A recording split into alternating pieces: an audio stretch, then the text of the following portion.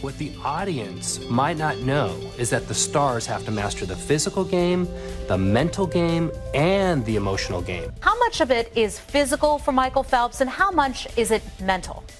He's such a phenom, it's amazing. I mean, he's got great physical skills, but it's also his mental game that brings him to the top. Ascending to peak performance takes strength, character, and an understanding how emotions affect the outcome of the game.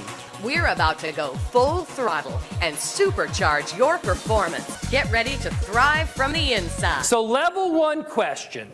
If I squeeze this orange, what comes out? Orange juice, right? If I squeezed it yesterday, what comes out? Orange juice. If I squeeze it tomorrow, what comes out? Orange juice. If you squeeze it, what comes out?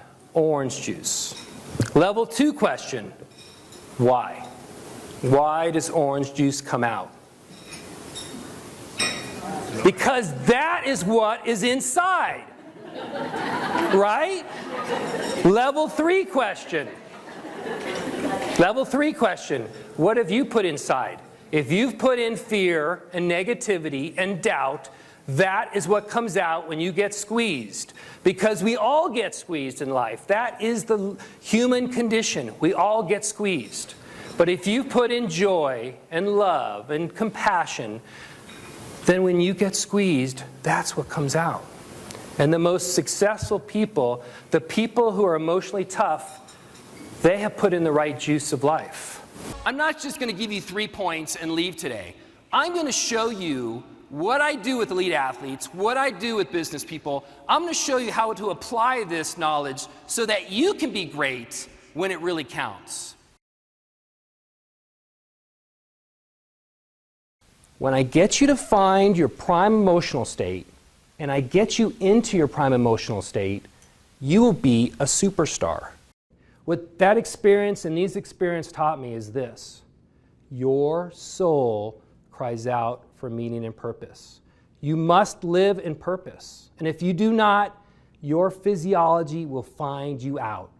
You know, when your first 3 months you're in that relationship and it's a wonderful relationship, and every time you see that person you get tingly in the toes and your heart pitter-patters and you have that song in your heart.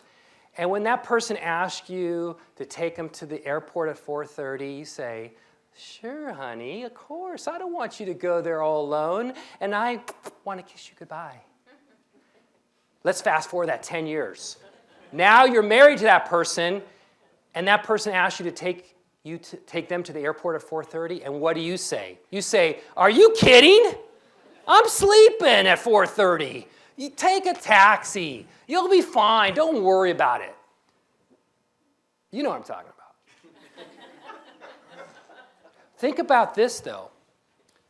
That probably hurts your relationship, having that emotional state, and then you interact that way. But what if you had that 3-month lovely, wonderful feeling, and you carried it into your 3rd year of marriage, and your 5th year of marriage, and your 10th year of marriage? How wonderful would your relationship be, right? That's hard. We all know that is so hard, but you can do it. You can do it. Think about this. What if you had the principle of that 3-month wonderful feeling, and you carried that everywhere you go in your life? Think about how wonderful your relationships would be, how successful you would be. You would be. That's what successful people do. They have this positive, powerful emotional state, and they interact with people in a positive emotional way because they're in that state. And we all know the people in the other state, that sour state, and that's what hurts them. Everyone in the group was able to glean some positive insights from this, and that they can make that useful every day on their jobs right now. And I think it was just the right shot in the arm for our group. Dr. Steinberg was very powerful. The information that he offered was fantastic and well received by everyone. And you need to look at that buzzword over and over again so that when you make greatness your habit, you will return to greatness when it really counts, and you will be great at every turn, not only at work, but in your life. Perspective. Perspective. Okay, why perspective? Because when I'm... Oh yeah, sorry. I'm not Oprah.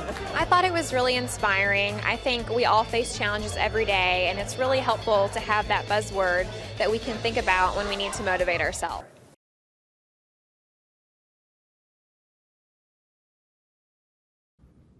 It's my hope today that you realize that you are the extraordinary project. You are the extraordinary project.